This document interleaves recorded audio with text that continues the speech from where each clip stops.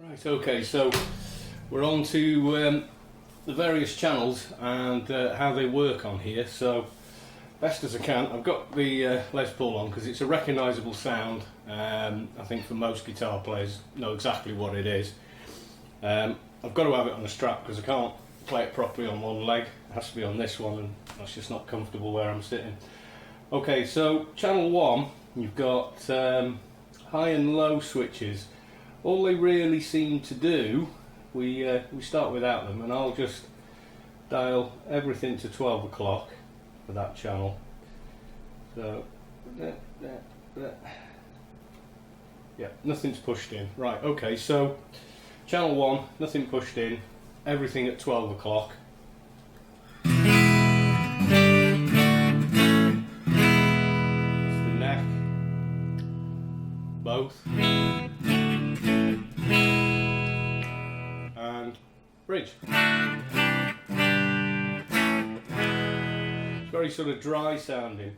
What I've generally found with these is, if I'm using them, is I tend on the clean to dial up bass and middle to full and treble sort of 12 o'clock-ish with the bright switch in, and then just move that volume there just so it starts to push the power amp a little bit, and you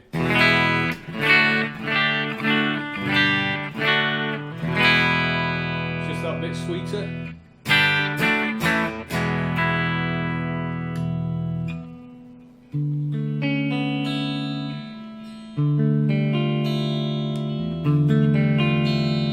Tap the bridge.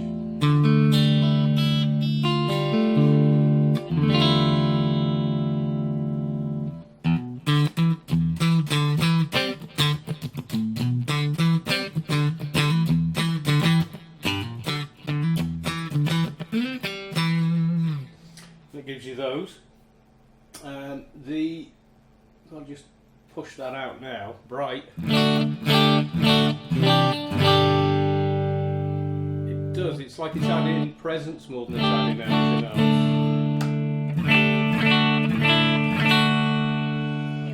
The high input is supposed to be for high output pickups. These burst buckers on the Les Paul are pretty high humbuckers.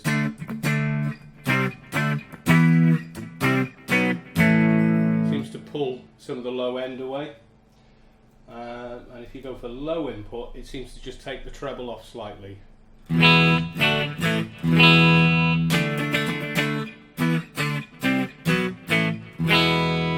doesn't seem to be adjusting the gain in any way like you might expect it to. So generally I just leave the two of those out.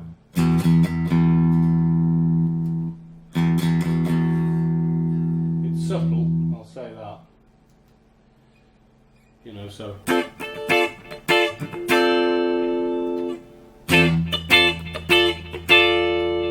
it is having an effect. But it only seems it doesn't just seem to work on the clean channel either. That does seem to work on every other channel, and I'd rather just the sound of the amp itself. So we'll move on to channel 2, and I'll switch everything out, and once again I'll dial that to 12 o'clock on everything, including the gain. So okay, 12 o'clock, channel 2 in mode A basically. It's a slightly more middly version of the clean channel. If you dial the gain all the way over to 12, as I've done here, not unpleasant at all.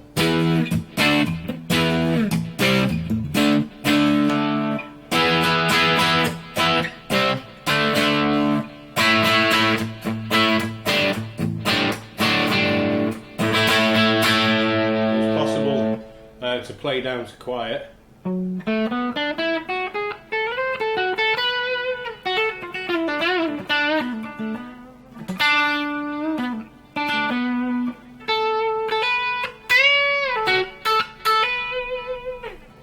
My favourite mode on this channel is the first button in, which is mode B.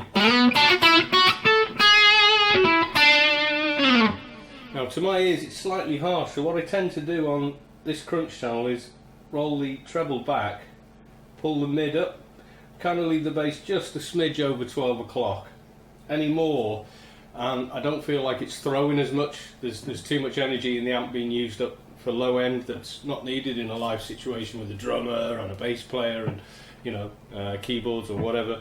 So with that, yeah.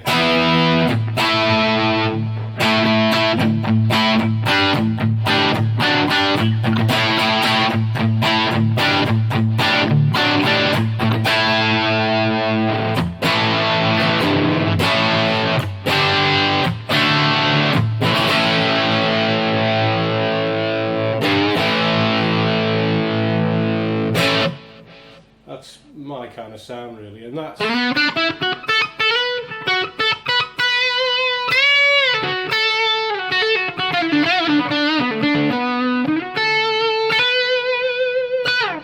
certainly enough for bluesy type leads and stuff like that, even, you know, sort of more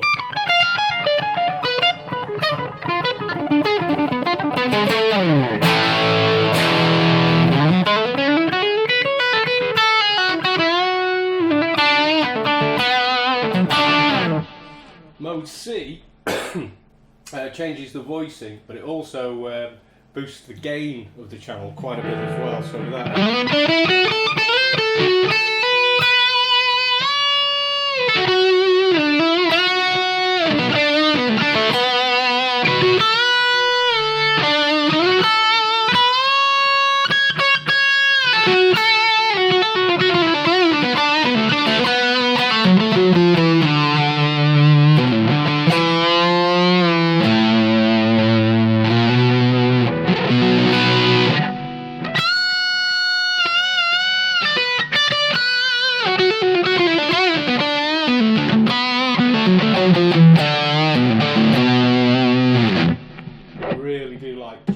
I think it is probably the best channel on the amplifier itself. I'll just nudge the master up a touch there.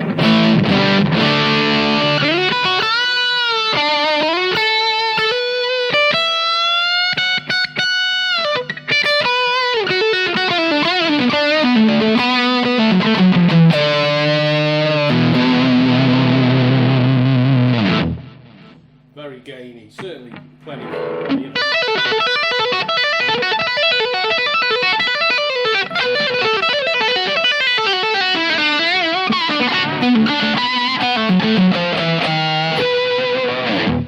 Bags and bags again. Unfortunately, you can't switch B to C mode without a bit of modification, or I believe you can do it with MIDI as well, so worth remembering that if you want to get into it. Back to B there. So moving on to channel 3, and this has got, I've heard it said that this doesn't have enough gain, and I'm sorry, but I don't know how much gain you think you want, but as soon as this amp is on anything like a, you know, a live or rehearsal volume, I just can't see how you need that much. But we'll 12 o'clock everything again, so like so, gain boost out, and start off with gain at 50%. So that is voiced differently again from the second channel. Seems a lot more nasally, it's a lot more punchy in the middle, which for a lead channel, which is, you know, kind of the design of it, you know, I think that's perfectly fine.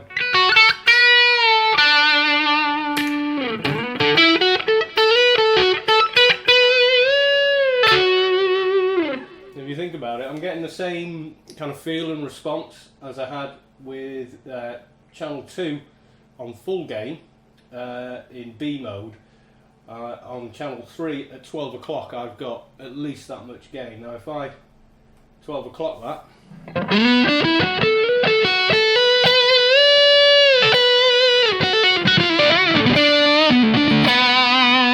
that's more gain than I had in mode C on the second channel.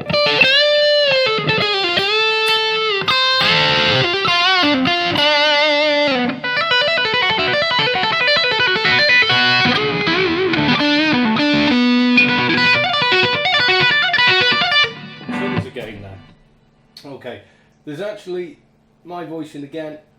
I like to take off the treble and use presence if I feel I need more top end.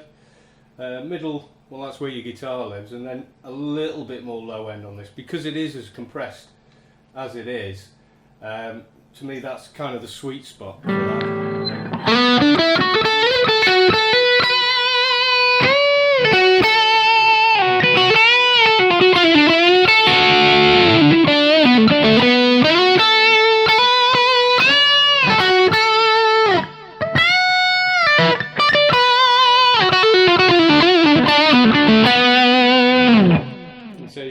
Well, there's a gain boost switch, so if we push that in, we're now at this sort of level again. I mean, you know, come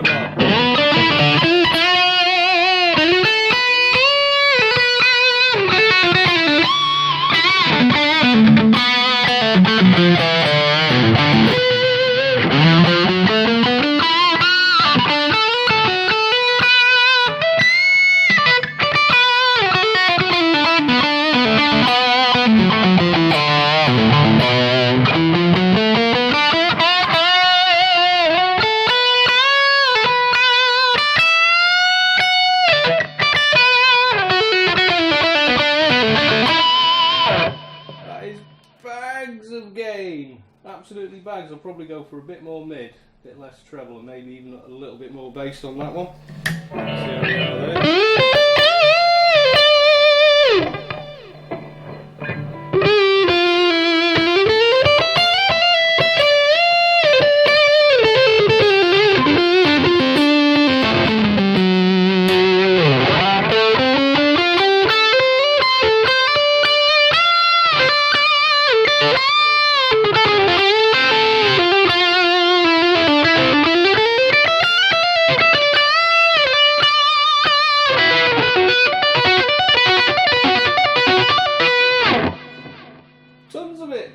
Tons of it. Now we've got contour, which behaves in a way I kind of expected it to. Really, it's a mid scoop, but to me that seems to take some of the low end with it as well. I'll show you what I mean. So if I just chug for a second.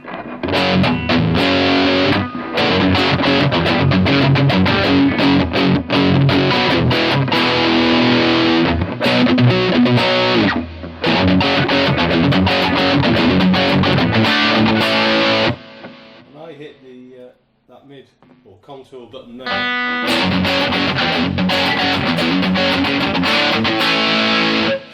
It seems to have taken it right down, so you would actually have to push the master volume for that channel up to keep that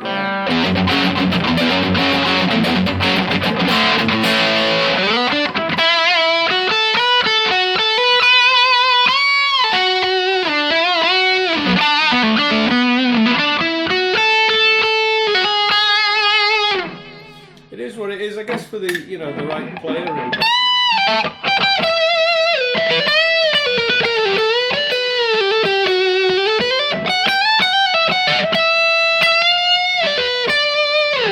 I suppose if you were to do the, you know, treble over, mid out, and bass and treble full on, you're going to get that kind of sound.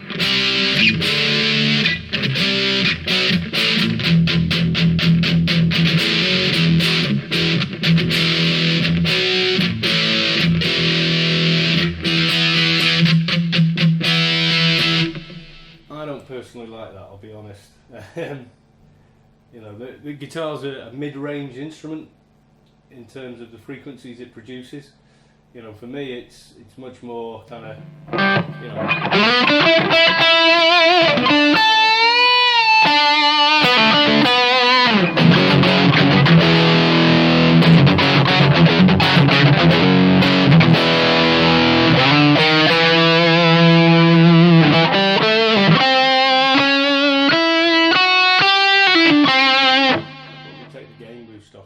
Anything other than singing leads.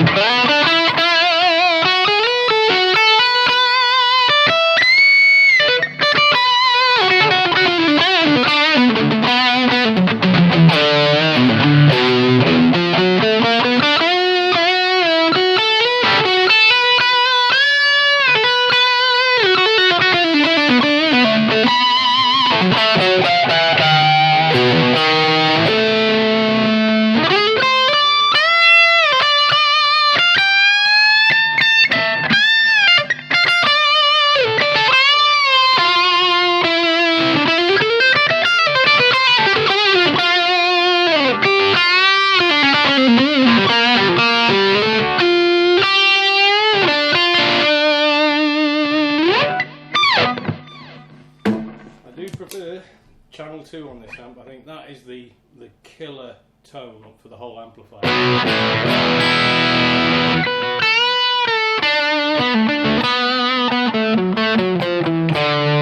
Great for, you know, rhythm parts too.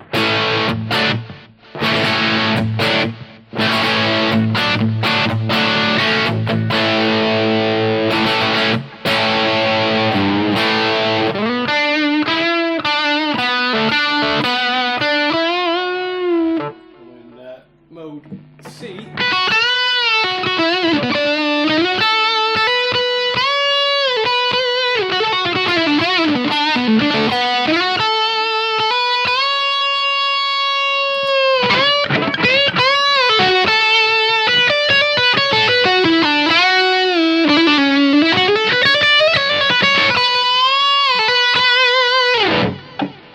I may yet get into doing that actually.